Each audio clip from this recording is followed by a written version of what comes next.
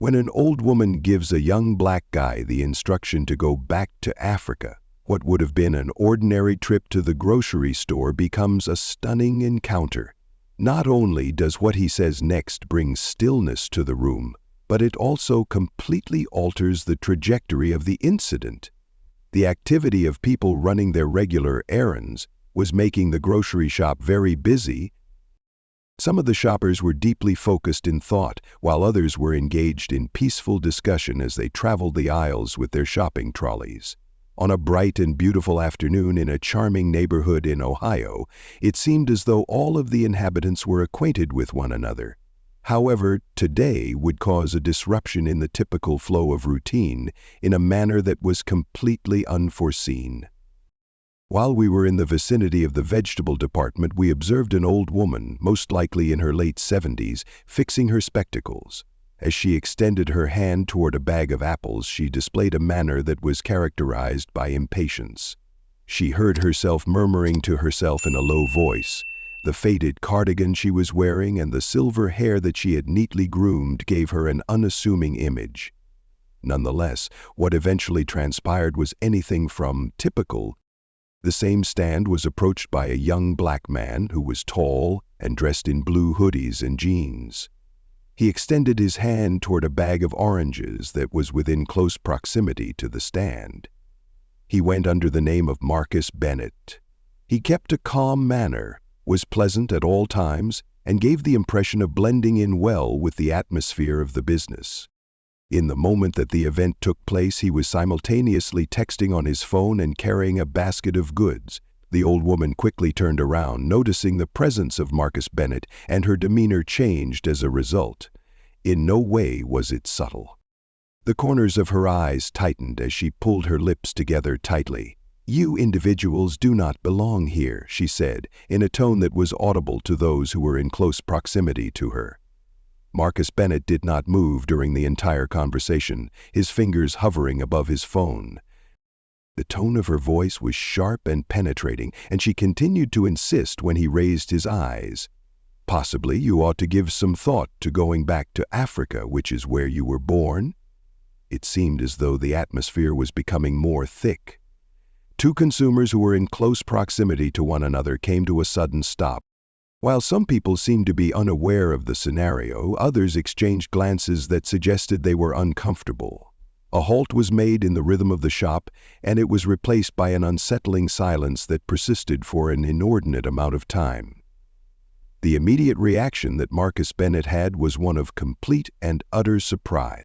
His forehead wrinkled, and for a little instant it seemed as though he was on the edge of voicing a reaction to what was being spoken. That being said, he did not. It appeared as though he was carefully pondering every possible response as he inhaled slowly, and his demeanor was indecipherable. The woman, who was still holding her apples, remained steadfast and immovable in her posture during the whole exchange. All those who were within hearing were vividly aware of the tension, which was clear and easily discernible. Marcus Bennett was seen by an old guy who was standing close to the potatoes with a sense of fear, expecting his next action. A young mother quickly led her toddler away from the potato. The stillness that followed was more deep than any words that were uttered, and it laid the foundation for what was to come. Marcus Bennett managed to maintain complete stillness for a limited period of time, his hands securely clutching the handle of his supermarket basket. The surroundings that he was surrounded by seemed to become less intense. There was complete silence in the shop, and everyone's attention was focused on him. The meaning of the woman's remarks lingered in the air after they had been spoken, much like an odor that could not be avoided. The old lady did not waver in her determination. Her attitude was unwavering, as if she had no intention of encountering any opposition. She sighed and straightened her cardigan while raising her chin in a manner that insinuated that she was challenging him to respond. A young worker who was stacking bananas a few feet away hesitated in the middle of his action, unsure of whether to intervene or to stay uninvolved due to the uncertainty of the situation. After extending her neck, a cashier was able to get a better view of the situation. Not only did the growing group not move closer to one another, but they also did not disperse. Irrespective of whether or not they acknowledged it, They have become witnesses. Marcus Bennett threw a glance in the direction of the woman, his face remaining placid despite the fact that his eyes betrayed a profound level of reflection. An overwhelming number of replies flooded his head at that moment. It was possible for him to vent his irritation by yelling, retreating, or displaying rage. However, none of these options appeared to be suitable. Although the anxiety was pressing down on him like a heavy weight, he chose to give himself a minute to breathe rather than give in to it and give in to the pressure. As he altered his stance and moved his basket to the hand opposite his dominant hand, his presence became more noticeable in the midst of the quiet. In the moment that it emerged, his voice was composed yet deliberate, and it penetrated the unsettling environment. He started off by saying, "Madam," with a purposeful tone, "have you taken the time to consider what you have just said?" On the contrary, his query was not of an accusing kind.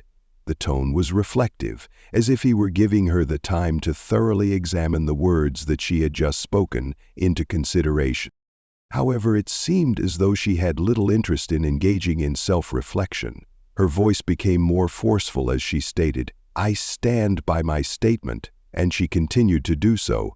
"Yes, this is my country.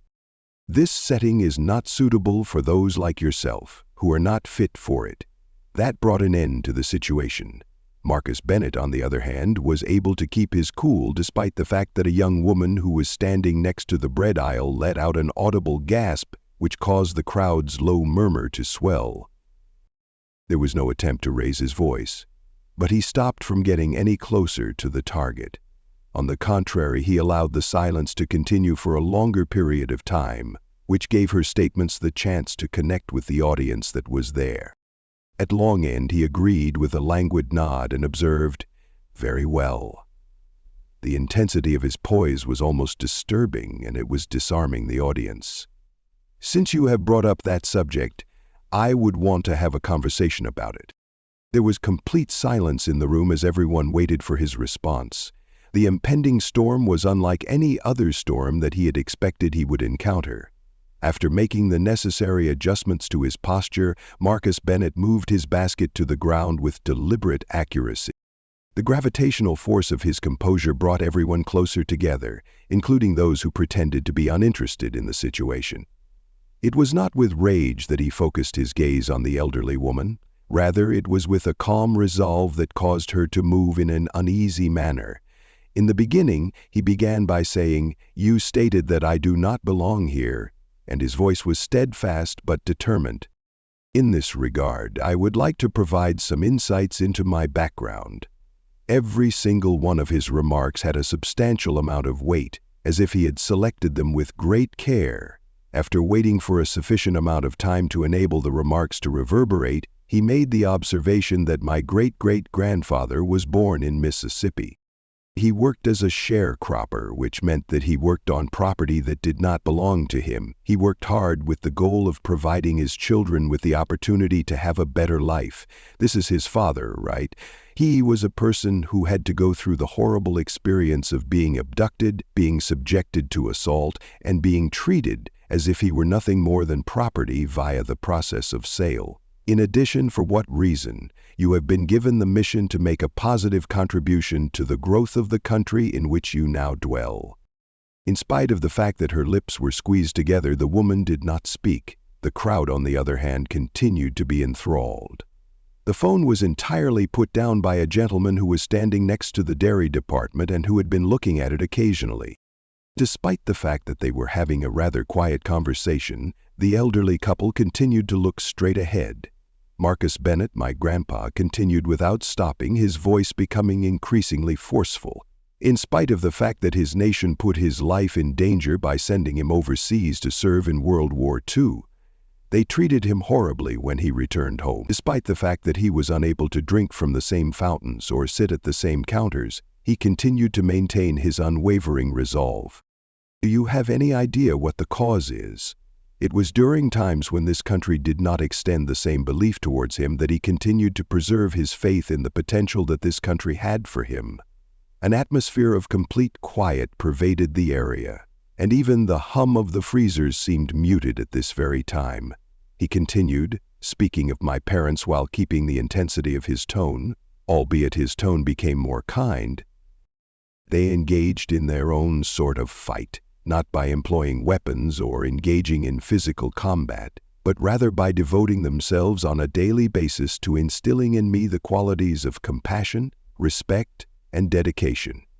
Throughout her whole life, my mother has been a teacher who has devoted herself to assisting students, regardless of how they look. My father is a mechanic, which means that he is the kind of person who would quickly stop on the side of the road to help someone who is in need if their vehicle were to break down.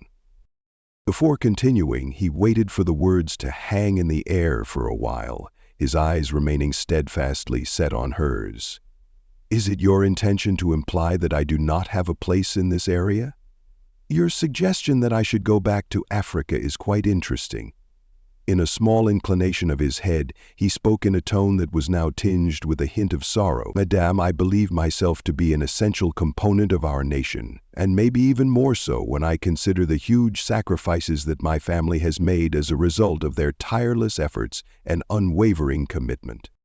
On account of the fact that she was holding her apples, the elderly woman's cheeks went red, and her hands began to shake somewhat. She started to speak, but she paused due to the fact that her words were becoming stuck in her throat. After taking a step back, Marcus Bennett remained calm and collected throughout the entire process. When he addressed the entire gathering, he said, I could have walked away, but he asked, but what benefit would that yield? Silence does not alleviate ignorance. To rise beyond such comments, it is incumbent upon every one of us to work for betterment and to strive for improvement. The tale was not even close to being finished, despite the fact that the significance of his remarks remained. In comparison to any other mode of expression, the response of the audience would be the most effective means of communicating anything. After Marcus Bennett's statements, there was a remarkably long period of stillness that was almost overpowering. There was a little pause, in which there was perfect silence among everyone who was present. It was clear that the old woman was experiencing a wide range of feelings, as seen by her expression. In addition to displaying sentiments of wrath and humiliation, she also exhibited a more profound emotion that was close to shame. As she looked over the throng, she appeared to be looking for a friend or ally, but none of them materialized. Someone who appeared to be of middle age and was wearing a baseball cap put their hand up. In a voice that broke the hush, the guy added, "He is absolutely right.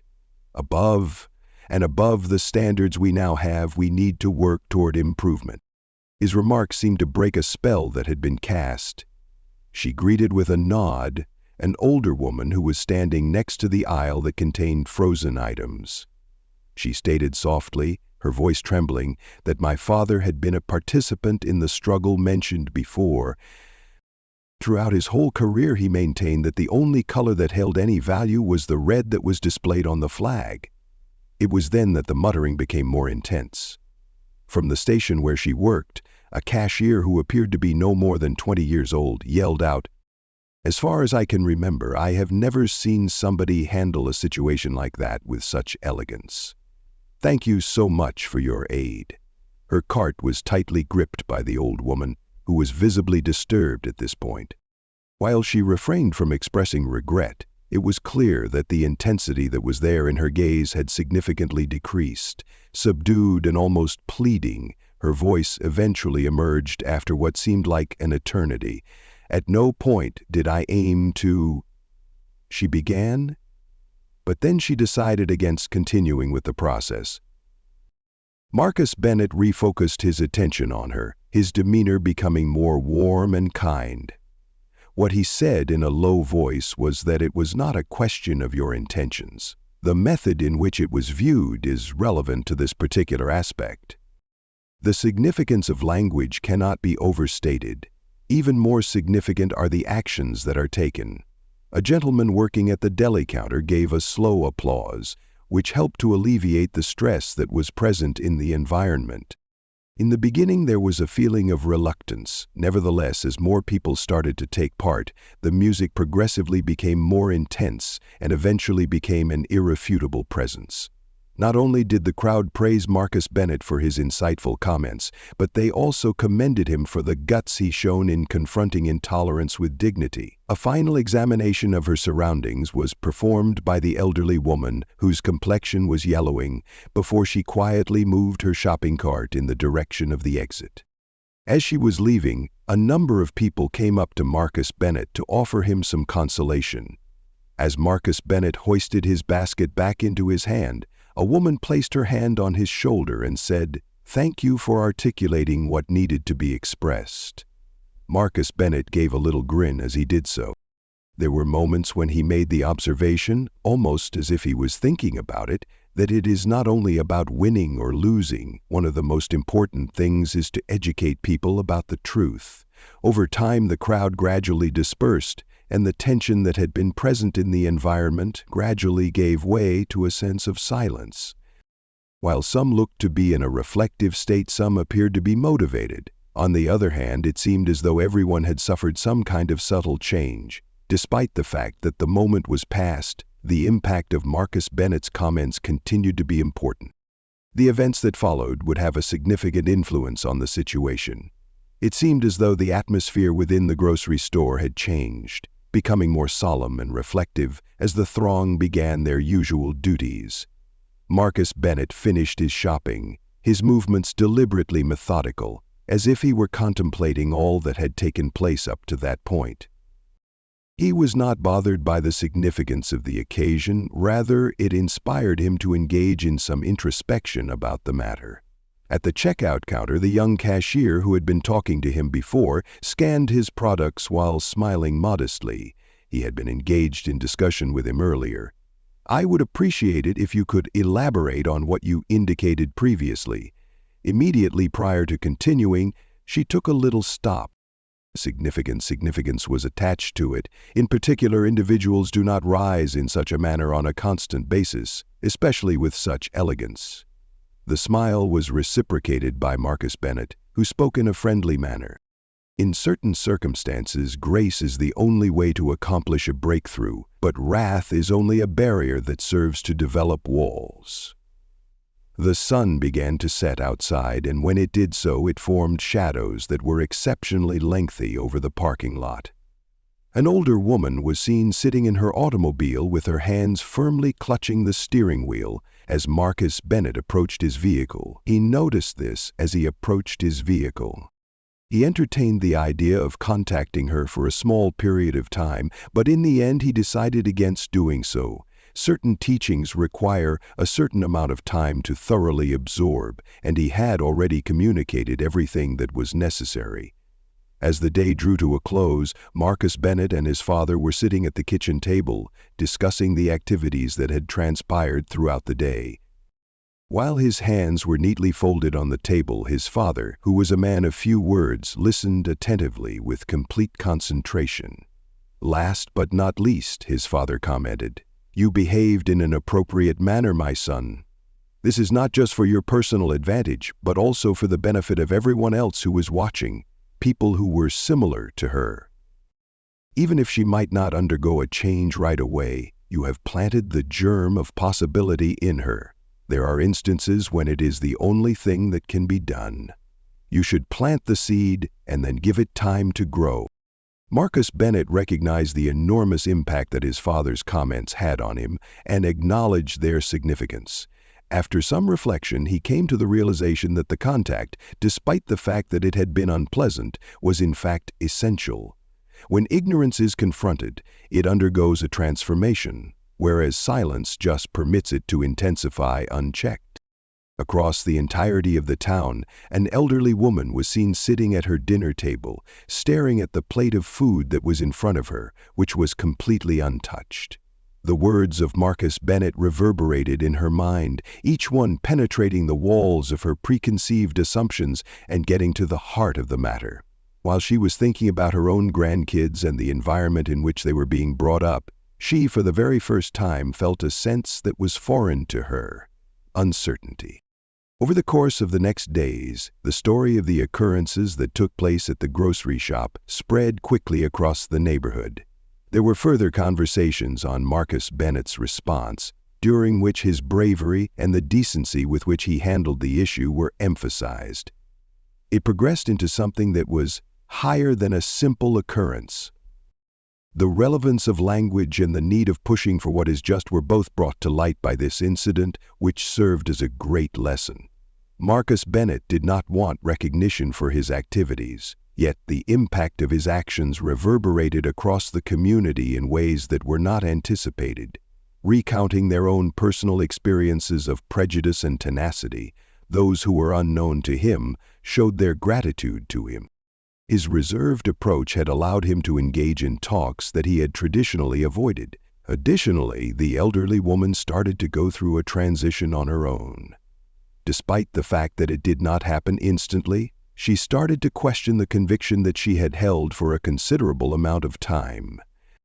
She was unsure as to whether or not she would ever come into contact with Marcus Bennett again. Nevertheless, in the event that the chance presented itself, she wanted to have the bravery to provide an acceptable apology. The presence of situations such as these serves as a reminder of the immense influence that compassion, strength, and truth can have when confronted with ignorance, instructing us that rising up does not necessarily mean raising one's voice is something that they will teach us.